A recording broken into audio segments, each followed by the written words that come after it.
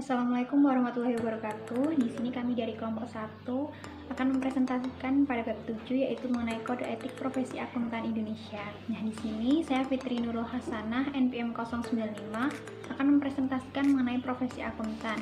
Nah, akuntan sendiri itu apa? Yaitu merupakan seseorang yang sudah lulus dari pendidikan S1 program sarjana akuntansi yang telah memperoleh gelar profesi akuntan melalui pendidikan profesi yang diselenggarakan oleh beberapa perguruan tinggi yang sudah mendapat izin dari Departemen Pendidikan Nasional atas rekomendasi IAI atau Ikatan Akuntan Indonesia. Nah, untuk akuntan sendiri itu bekerja di bidang akuntansi itu biasa disebut dengan akuntansi manajemen. Nah, tugas pokoknya yaitu ada di slide ini, yaitu melakukan proses pencatatan transaksi keuangan dan melakukan pemeliharaan catatan atas semua transaksi perusahaan serta membuat laporan akuntansi secara periodik. Nah, kemudian untuk jenis laporannya yaitu ada dua di sini. Nah, yang pertama yaitu laporan akuntansi keuangan atau financial statement dan yang kedua laporan akuntansi manajemen.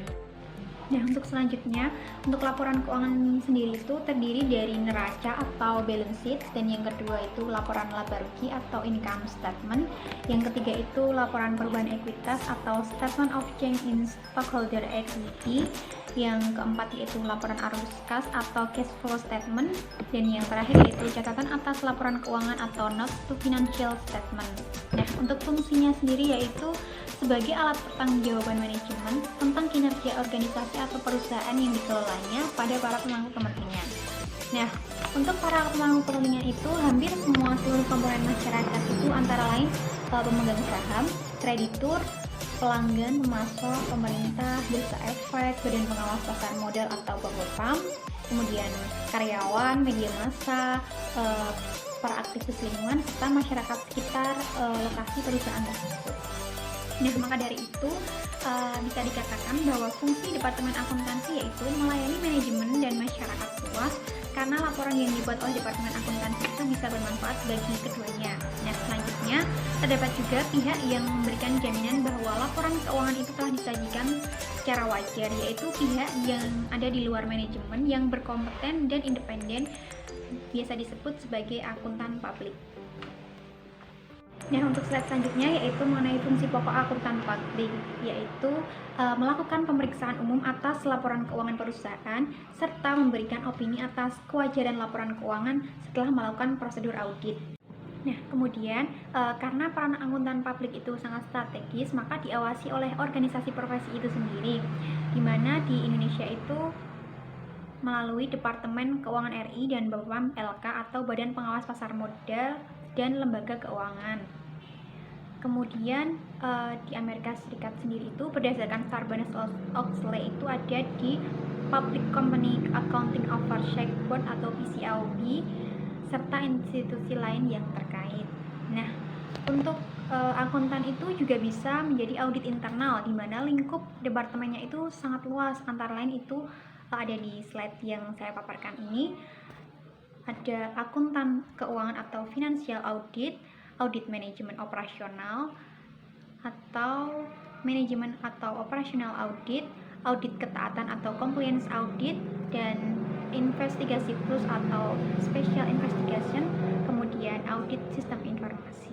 Demikian presentasi dari saya, kemudian akan dilanjutkan dengan anggota saya yang lainnya. Perkenalkan, nama saya Ika Nuraini Fatur Rohmi, NPM 069. Baik, di sini saya akan melanjutkan presentasi dari Mbak Fitri. Saya akan memulai presentasi dari organisasi IAI.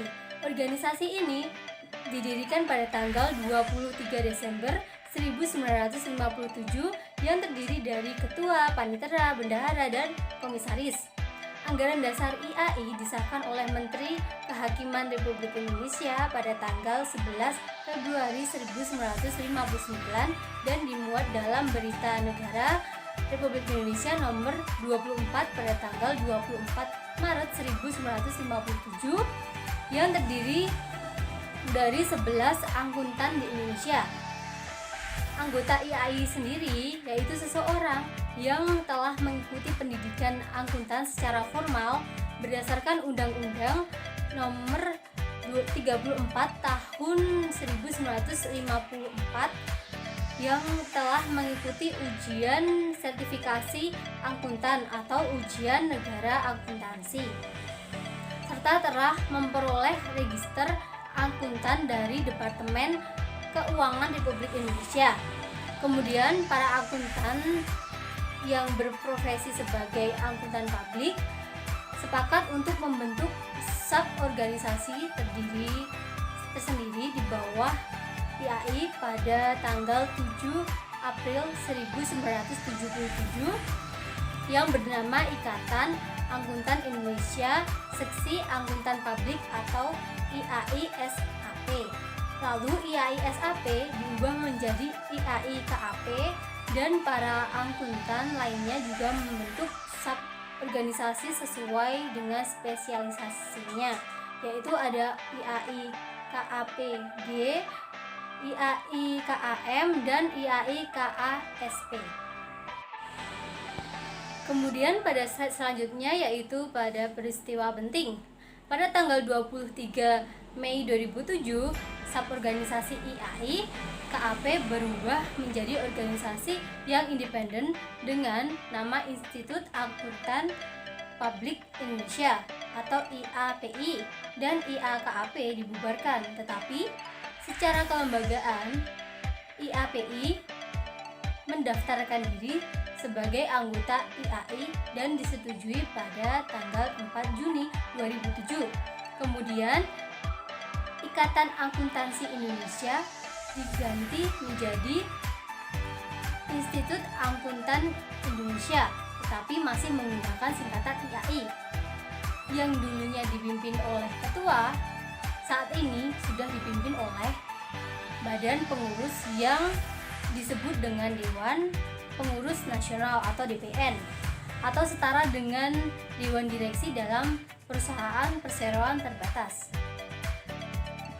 Perubahan ini disebabkan oleh semakin besar organisasi dan makin kompleks permasalahan yang dihadapi. Persyaratan untuk menjadi anggota IAI pun juga ikut berubah, di mana semakin dilonggarkan dengan diperbolehkan anggota lembaga dan anggota perseroan yang bukan akuntan, asalkan memenuhi persyaratan yang ditentukan oleh IAI. Kemudian selanjutnya yaitu mengenai profesi akuntan dalam sorotan. Organisasi IAI baru berkembang pesat pada era pemerintahan Orde Baru. Pertumbuhan ekonomi mempunyai korelasi positif yang kuat dengan pertumbuhan profesi akuntan. Pertumbuhan ini juga berdampak positif bagi pertumbuhan dan kemajuan profesi akuntan di Indonesia. Pada abad ke-20, di Indonesia mengalami krisis ekonomi dan moneter yang mengakibatkan runtuhnya Orde Baru di bawah pemerintahan Presiden Soeharto. Walaupun awal mula krisis ini dipicu oleh faktor eksternal, tapi banyak yang mengatakan bahwa krisis ini disebabkan oleh pembangunan ekonomi tidak diimbangi dengan pembangunan landasan moral yang kuat, sehingga muncullah tindakan KKN yang dilakukan oleh aparat negara, birokrasi, dan penegak hukum. Profesi akuntan juga terseret ke dalam praktik-praktik yang tidak etis, bahkan praktik ini dilakukan oleh 10 KAP papan atas. Kemudian kasus di Amerika Serikat yang menimpa KAP dengan sebutan The Big Five kepada KAP Arthur Anderson karena pelanggaran etika dan tindak pidana berupa pemusnahan dokumen kertas kerja yang berkaitan dengan pengauditan yang dilakukan oleh Enron. Pelanggaran tidak hanya dirasakan oleh pimpinan pusat yang masuk ke penjara, tetapi juga dirasakan oleh KAP Arthur Anderson yang tidak mampu mempertahankan eksistensinya karena sudah kehilangan kepercayaan publik. Kemudian yang selanjutnya ada struktur etika IAI. Tujuan profesi akuntan adalah untuk memenuhi tanggung jawabnya dengan standar profesionalisme tertinggi dan mencapai tingkat kinerja tertinggi dengan berorientasi kepada kepentingan publik. Ada 4 kebutuhan dasar yang harus dipenuhi. Yang pertama ada kredibilitas, di mana masyarakat membutuhkan kredibilitas informasi dan sistem informasi. Yang kedua, profesionalisme, diperlukan individu yang dengan jelas dapat diidentifikasi oleh pemakai jasa akuntan sebagai profesional di bidang akuntansi. Yang ketiga ada kualitas jasa, di mana keyakinan jika semua jasa yang diperoleh dari akuntan diberikan dengan standar kinerja tertinggi. Yang keempat ada kepercayaan. Pemakai jasa akuntan harus merasa yakin bahwa terdapat kerangka etika profesional yang melandasi pemberian jasa oleh akuntan.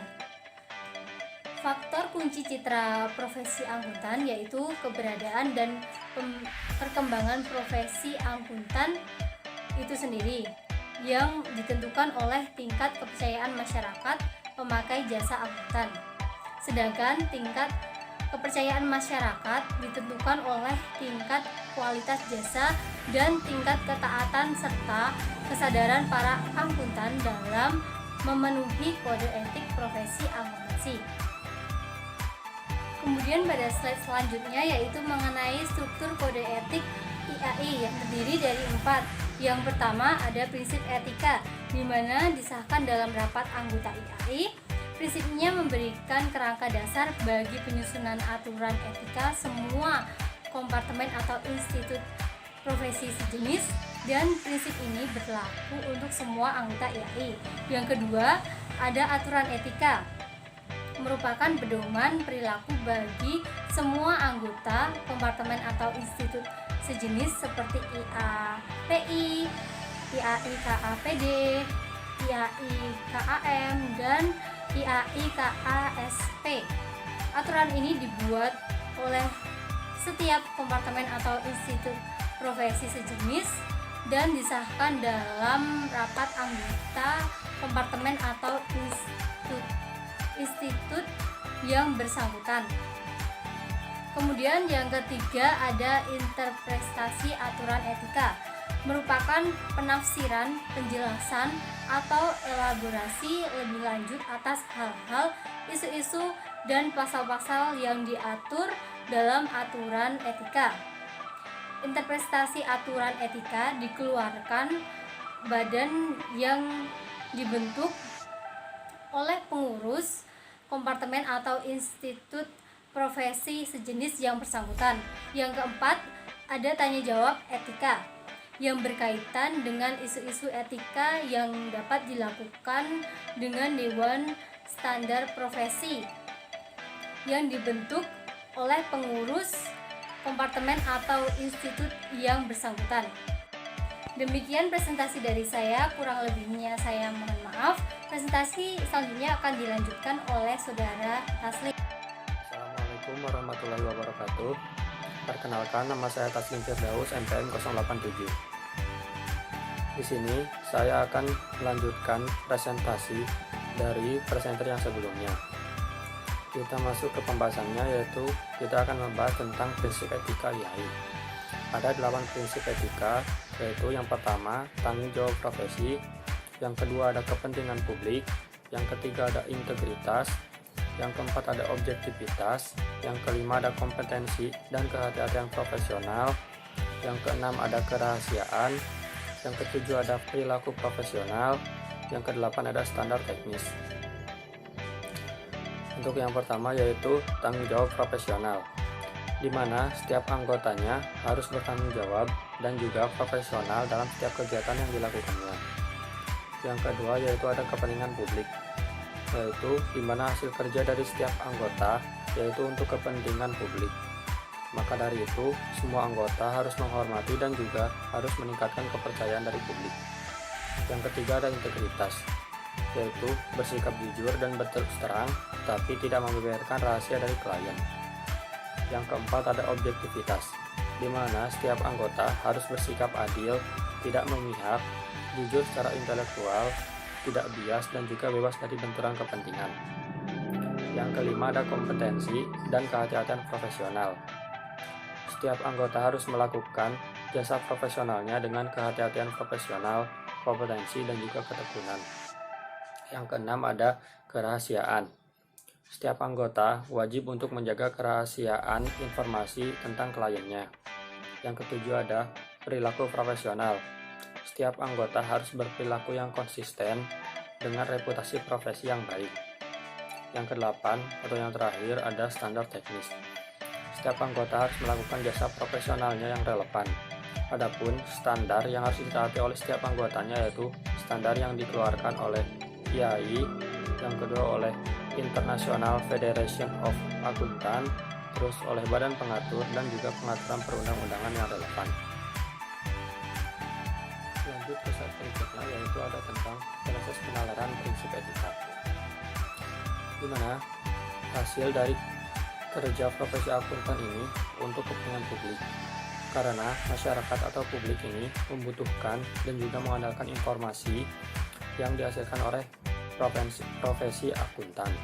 Yang selanjutnya yaitu efektivitas urusan publik juga bergantung kepada seberapa berkualitasnya informasi yang diberikan oleh akuntan. Nah, maka dari itu, setiap anggota itu diwajibkan atau dituntut untuk mengembangkan rasa tanggung jawab, yaitu pada prinsip yang pertama. Nah, untuk tanggung jawab itu dapat dilakukan atau dapat diwujudkan dalam bentuk upaya untuk peningkatan kompetensi secara berkelanjutan, yaitu tercakup dalam prinsip yang kelima. Kompetensi tersebut mencakup ada 3 ranah, yaitu ada pengetahuan, yaitu pada prinsip kelima, ada keterampilan, yaitu pada prinsip ke-8, yang terakhir ada sikap perilaku etis, yaitu pada prinsip ketiga terkait integritas, prinsip keempat objektivitas, prinsip keenam kerahasiaan, dan prinsip ketujuh yaitu perilaku profesional. Saya Alfaina Nafisa Hanun, NPM 058 akan melanjutkan presentasi. Yang selanjutnya kompetensi, prinsip ke-3 sampai dengan prinsip ke-8, yaitu setiap anggota harus melaksanakan jasa profesionalnya dengan kehati-hatian, kompetensi dan ketekunan, serta mempunyai kewajiban untuk mempertahankan pengetahuan dan keterampilan profesional pada tingkat yang diperlukan untuk memastikan bahwa klien atau pemberi kerja memperoleh manfaat dari jasa profesional yang kompeten berdasarkan perkembangan praktik, legislasi, dan teknik yang mutakhir. Selanjutnya, cakupan ranah dan prinsip kompetensi. Yang pertama ada kognitif, yang kedua ada psikomotorik, yang ketiga ada afeksi. Untuk yang kognitif yaitu pengetahuan akuntansi dan disiplin ilmu. Untuk yang psikomotorik yaitu keterampilan teknis atau fisik. Yang afeksi yaitu sikap dan perilaku etis, juga kemampuan untuk berkomunikasi. Untuk yang kognitif itu termasuk dalam prinsip kelima yaitu kompetensi dan kehati-hatian profesional. Untuk yang psikomotorik itu masuk ke dalam prinsip ke-8 yaitu standar teknis. Untuk yang afeksi masuk ke dalam prinsip ketiga yaitu integrasi. Juga prinsip keempat objektivitas, prinsip keenam kerahasiaan, prinsip ketujuh perilaku profesional. Ada etik atau aturan etika IAPI. IAPI adalah salah satu organisasi profesi akuntan publik Indonesia yang bernaung di bawah organisasi induknya yaitu IAI.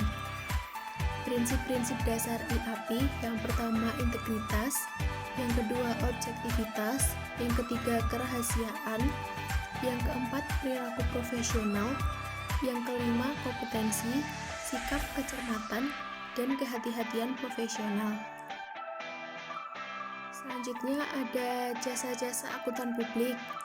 Yang pertama pemberian jasa profesional yang dapat berupa jasa audit, yang kedua perencanaan keuangan perorangan, yang ketiga jasa lainnya yang diatur dalam standar profesi akuntan publik. Yang keempat ada jasa pendukung litigasi.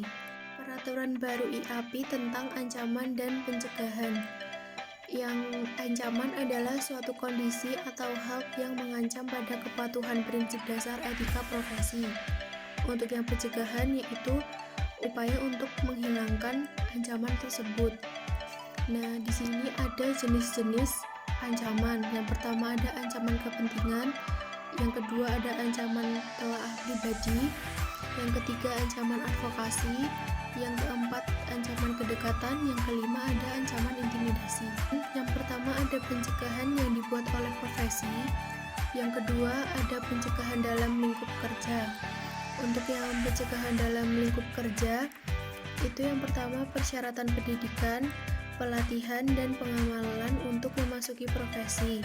Yang kedua ada persyaratan pengembangan dan pendidikan profesional berkelanjutan. Yang ketiga peraturan tata kelola perusahaan. Yang keempat standar profesi. Yang kelima prosedur pengawasan dan pendisiplinan dari organisasi profesi oleh regulasi. Yang keenam penelitian eksternal oleh pihak ketiga yang diberikan kewenangan hukum atas laporan, komunikasi, atau informasi yang dihasilkan oleh praktisi. Yang selanjutnya ada tabel dari prinsip-prinsip IAI. Oke, Assalamualaikum warahmatullahi wabarakatuh. Selamat siang Ibu Ningrum dan selamat siang rekan-rekan semuanya. Dimanapun rekan-rekan berada saat ini, semoga rekan-rekan tetap selalu semangat dalam mengikuti presentasi pada siang hari ini sampai selesai ya rekan-rekan ya. Oke, di sini sebelumnya perkenalkan, nama saya Adi Putranto, NPM 142. Di sini saya akan melanjutkan presentasi yang telah dibawakan oleh rekan-rekan saya sebelumnya mengenai Kode Etik Akuntan Indonesia, dan sampailah kita pada materi pengaturan dan perizinan KAP. Oke, di sini organisasi profesi IAI atau Institut Akuntan Indonesia itu memiliki fungsi utama teman-teman. Dia adalah seperti self-regulatory body yang sebagai wadah untuk mengatur, membina, dan mengawasi kualitas kinerja dan perilaku anggotanya agar selalu dapat menjaga citra profesinya di mata publik. Jadi organisasi profesi IAI ini adalah sebuah organisasi yang bertanggung jawab untuk mengawasi kualitas kinerja atau perilaku anggotanya, atau dalam hal ini adalah akuntan publik, agar tetap stay on track teman-teman, jadi tidak melenceng dari pedoman atau kode etik profesi yang telah dimilikinya seperti itu. Nah, di sini IAI KAP atau IAPI sebagai suborganisasi di bawah IAI yang memegang peranan penting bagi kehidupan bisnis dan perekonomian. Nah, jadi karena IAPI ini memiliki peranan yang strategis dalam perekonomian, maka perannya itu sangat strategis dalam perekonomian di suatu negara, dan maka peraturan dan pengawasan terhadap keberadaan dan kinerja KAP tidak cukup dilakukan oleh organisasi profesi itu sendiri, melainkan juga ada campur tangan dari pemerintah dan lembaga legislatif yang sangat berkepentingan agar profesi KAP itu dapat memberikan jasanya dengan kualitas yang paling baik dan tidak melenceng dari apa yang telah ditentukan dari pedoman akuntan publik itu sendiri.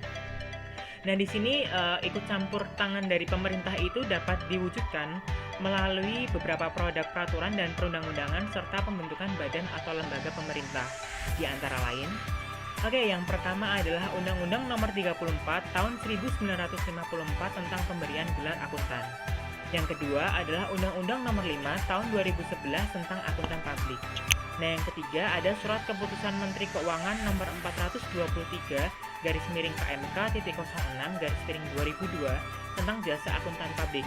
Nah, ini tapi telah dicabut dengan keluarnya Peraturan Menteri Keuangan Nomor 17/PMK.01/2008. Nah, yang keempat ada Surat Keputusan Menteri Keuangan Nomor 359/KMK.06/2003 tentang perubahan atas Keputusan Menteri Keuangan Nomor 423/KMK.06/2002 tentang jasa akuntan publik. Nah, ini juga telah dicabut karena keluarnya Peraturan Menteri Keuangan Nomor 17/PMK.01/2008. Nah, yang kelima ada Peraturan Menteri Keuangan Nomor 17/PMK.01 tentang jasa akuntan publik yang telah dicabut juga dengan keluarnya Undang-Undang Nomor 5 Tahun 2011 kecuali ketentuan-ketentuan tertentu dalam masa peralihan. Dan yang keenam, Peraturan Badan Pengawas Pasar Modal dan Lembaga Keuangan. Nah, yang ketujuh adalah peraturan perundang-undangan lain yang relevan. Nah, selain itu IAPI tidak bisa bekerja sendiri seperti yang tadi telah disebutkan di awal, karena ada campur tangan dari pemerintah juga yang ikut membantu dan juga badan legislatif. Nah, di sini ada beberapa badan atau lembaga yang berkepentingan langsung untuk melakukan pembinaan dan pengawasan atas kinerja profesi akuntan di Indonesia. Di antara lain Oke, yang pertama ada Menteri Keuangan Republik Indonesia. Yang kedua ada Quality Review oleh Direktur Jenderal Lembaga Keuangan, Departemen Keuangan Republik Indonesia. Yang ketiga ada Institut Akuntan Indonesia atau IAI dan kompartemen-kompartemen IAI yang terkait. Yang keempat ada Dewan Kehormatan IAPI. Yang kelima ada Dewan Review Mutu IAPI. Dan yang keenam adalah Bapepam LK. Oke, selain itu peraturan terbaru yang mengatur akuntan publik tertuang dalam bentuk perundang-undangan, di mana adanya Undang-Undang Nomor 5 Tahun 2011 yang sebelumnya diatur dalam Peraturan Menteri Keuangan Nomor 17 /PMK.01/2008 tanggal 5 Februari 2008. Dengan terbitnya undang-undang tersebut, maka ketentuan lama yang tertuang dalam peraturan yang lebih rendah, misalnya SK atau Peraturan Menteri Keuangan terkait, dinyatakan tidak berlaku lagi atau perlu disesuaikan lebih lanjut. Nah, jadi seperti itu teman-teman untuk perizinan dan peraturan dari KAP, yaitu dengan adanya Undang-Undang Nomor 5 Tahun 2011 itu sudah mengatur keseluruhan dari peraturan dan perizinan dari KAP, teman-teman. Oke, selanjutnya kita akan membahas terkait dengan pembahasan selanjutnya, yaitu terkait dengan kasus dari pelanggaran Kode Etik Akuntan Indonesia dengan judul Akuntan Publik Terlibat Kasus Jiwasraya dan Asabri akan kena sanksi dari Kementerian Keuangan. Di sini berita ini kami ambil dari inews.id pada hari Rabu 15 Januari 2020 pada pukul 14.46 untuk penguploadannya di inews.id. Nah, di sini pokok dari permasalahannya adalah seorang akuntan publik yang melanggar kode etik profesi akuntan publik itu sendiri. Nah, di sini dijelaskan bahwa Kementerian Keuangan akan memberikan sanksi untuk kantor akuntan publik atau KAP yang melakukan audit dan memberikan opini tidak sesuai dengan kode etik terhadap pelaporan keuangan PT Asuransi Jiwasraya dan PT Asabri. Nah, di sini Jenderal Kementerian Keuangan Hadianto mengatakan sanksi tersebut akan diberikan sesuai dengan tingkat kesalahannya, baik bersifat teguran maupun pembebasan sementara dari praktik sebagai akuntan publik. Nah, di sini Hadianto juga menegaskan pihak Kementerian Keuangan, yaitu Pusat Pembinaan Profesi Keuangan, telah memberikan sanksi kepada KAP yang terlibat dalam kasus perusahaan tersebut melalui langkah seperti pengawasan dan pembinaan. Nah, di sini untuk pembinaannya sendiri itu terdiri dari 3 pemeriksaan, teman-teman. Yang pertama ada pemeriksaan secara reguler, pemeriksaan secara sewaktu-waktu, dan pemeriksaan berdasarkan masukan dari luar sehingga dapat ditemukan kegiatan yang melanggar kode etik. Nah, di sini sudah jelas ya teman-teman bahwa ada akuntan publik, seorang akuntan publik yang melanggar kode etiknya dengan menerbitkan sebuah laporan keuangan dengan opini yang tidak sesuai dengan realita dari PT Jiwasraya dan juga PT Asabri, teman-teman. Jadi ini jelas pelanggaran kode etik akuntan yang sudah kita bahas tadi. Di sini untuk pelanggarannya sendiri itu akan mendapatkan sanksi, teman-teman, seperti yang sudah disebutkan di atas. Dan sanksi yang beratnya itu adalah pencabutan dari tugas sebagai akuntan publiknya itu sendiri, teman-teman. Karena di sini juga Bapak Hadianto juga berkata bahwa kepercayaan publik itu diperoleh jika profesi juga mempunyai kapasitas menumbuhkan kepercayaan publik itu, yaitu dengan memberikan audit dan opini yang bisa dipertanggungjawabkan. Jadi kepercayaan masyarakat kepada akuntan publik atau kepercayaan pemangku kepentingan pada akuntan publik itu bisa meningkat atau bisa tumbuh dengan adanya kepercayaan dari akuntan publik itu untuk menerbitkan sebuah opini audit yang dapat dipertanggungjawabkan dan sesuai dengan realitanya, teman-teman, seperti itu. Jadi mungkin itu saja yang dapat kami sampaikan pada presentasi pada siang hari ini. Semoga ada manfaat yang bisa dipetik oleh teman-teman dan juga menambah wawasan dari teman-teman juga terkait dengan kode etik akuntan, seperti itu, teman-teman. Mungkin dari kami mohon izin undur diri jika kami memiliki kesalahan atau ucap kata dan tutur kata atau bahkan visual atau audio yang teman-teman lihat dan dengarkan dari video ini banyak kurangnya, kami mohon maaf yang sebesar-besarnya. Kami tutup, wabillahi taufiq wal hidayah. Wassalamualaikum warahmatullahi wabarakatuh.